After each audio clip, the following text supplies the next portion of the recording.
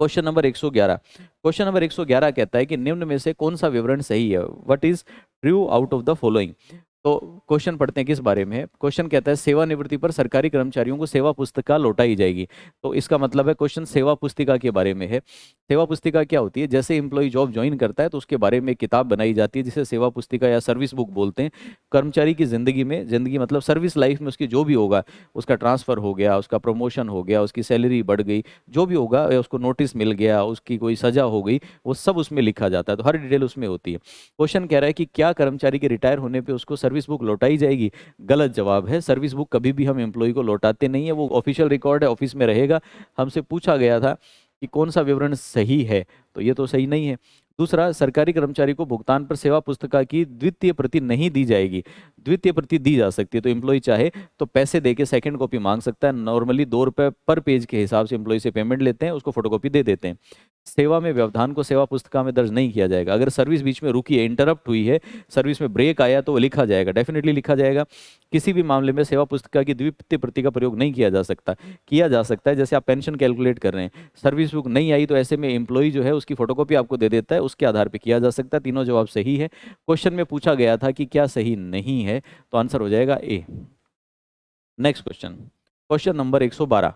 प्रदत्त अधिकारों के प्रयोग के संबंध में सामान्य शर्तें किस नियम में दी गई हैं। तो देखिए, ये तो फैक्चुअल क्वेश्चन है जिसमें आपको कुछ कॉन्सेप्चुअल था नहीं, याद होना चाहिए था कि नियम संख्या 167 है जिसके अंदर बताया गया है। ये प्रदत्त अधिकार क्या होते हैं। मान लीजिए कि मेरे कुछ अधिकार हैं और मैं अपने सारे अधिकार खुद प्रयोग करने की बजाय अपने कुछ अधिकार अपने अधीनस्थ को, नीचे वाले को दे देता हूं, तो उसको हम लोग बोलते हैं अधिकारों को प्रदत्त करना। अंग्रेजी में बोलते हैं डेलीगेशन ऑफ पावर। तो ये क्वेश्चन बता रहा है कि डेलीगेशन ऑफ पावर का यूज करना कौन से नियम में दिया गया है। रूल नंबर 167 है आरएसआर का, वहां से आप इसको याद कर सकते हैं। नेक्स्ट देखिए, क्वेश्चन नंबर 113। क्वेश्चन नंबर 113 कह रहा है राजस्थान सिविल सेवा कार्यभार ग्रहण समय। कार्यभार ग्रहण को हम लोग, कार्यभार ग्रहण करने का समय का मतलब क्या होता है, जब किसी का ट्रांसफर हो गया तो ट्रांसफर के बाद में वो पुरानी नौकरी छोड़ के जाएगा, अगली जगह जाके ज्वाइन करेगा, तो बीच में टाइम लग जाता है, वो कार्यभार ग्रहण है। मतलब नई नौकरी पे जाने के लिए कितना समय मिलेगा, उसको ज्वाइनिंग टाइम बोलते हैं अंग्रेजी में। तो ज्वाइनिंग टाइम किस लिए दिया जाता है, ये क्वेश्चन पूछ रहा है। पहला सवाल है सार्वजनिक हित में स्थानांतरण पर एक स्थान से दूसरे स्थान पर जाकर पदभार ग्रहण करने के लिए। जयपुर में पोस्टिंग है, ट्रांसफर हो गया उसका बीकानेर, तो जयपुर से बीकानेर जाने में समय लगेगा, उसके लिए दिया जाता है। ये तो बिल्कुल ठीक, एक्यूरेट है। अवकाश पर परिवार के साथ घूमने के लिए, जी नहीं, उसके लिए कोई कार्यभार नहीं मिलता। स्वयं की प्रार्थना पर स्थानांतरण पर जो व्यक्ति खुद की एप्लीकेशन देकर ट्रांसफर करवाते हैं उनको भी ये कार्य ग्रहण काल नहीं दिया जाता। तो जो गवर्नमेंट ऑर्डर से ट्रांसफर होता है, पब्लिक बेनिफिट के लिए होता है, वो होगा, आंसर हो जाएगा 1। नेक्स्ट क्वेश्चन देखते हैं जरा। क्वेश्चन नंबर नेक्स्ट हमारा बन गया 114।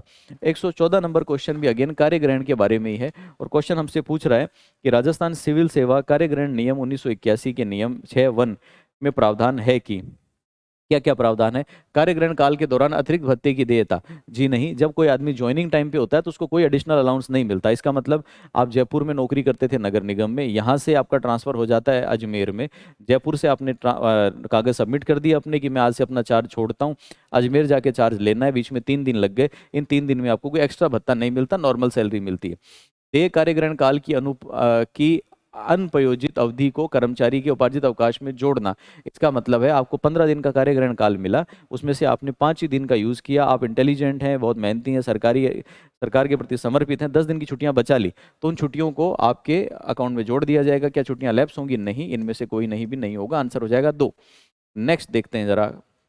नेक्स्ट क्वेश्चन है कार्यग्रहण काल के दौरान राज्य कर्मचारी को निम्न में से कौन सा वेतन दे नहीं है। तो जिस समय किसी कर्मचारी को ज्वाइनिंग टाइम मिला होता है, तो ज्वाइनिंग टाइम के दौरान उसको कौन सी सैलरी इसमें से नहीं मिलती। सबसे पहले है बेसिक सैलरी या मूल वेतन। तो जो सैलरी का पहला हिस्सा होता है, सबसे बड़ा हिस्सा होता है, मूल वेतन कहलाता है, वो तो सबको मिलता ही है, उसको हम कभी नहीं काटते। मकान किराया भत्ता, एम्प्लॉय का ट्रांसफर भी हो गया तो हम ये थोड़ी सोचते हैं कि भाई ट्रांसफर हो गया तो 5 दिन तक जब तक नई जगह नहीं जाएगा तब तक क्या उसके परिवार को घर से बाहर निकाल दें, नहीं। तो मकान किराया भत्ता या हाउस रेंट अलाउंस मिलता रहता है। महंगाई भत्ता महंगाई से लड़ने के लिए मिला जाता है, दिया जाता है। तो एम्प्लॉय अगर ट्रांसफर हो गया तो कौन सा उसकी महंगाई खत्म होगी, तो ये तो मिलता रहेगा। वाहन भत्ता उसको नहीं दिया जाता, क्योंकि अगर वो जयपुर से अजमेर जा रहा है, 2 दिन का समय उसको दिया गया, तो उस 2 दिन वो सरकारी गाड़ी यूज नहीं करेगा, और इन 2 दिन के लिए आने जाने की जो गाड़ी वगैरह होगी उसके पैसे अलग से लेगा, इसलिए उस टाइम पे उसको वाहन भत्ता नहीं मिलता। नेक्स्ट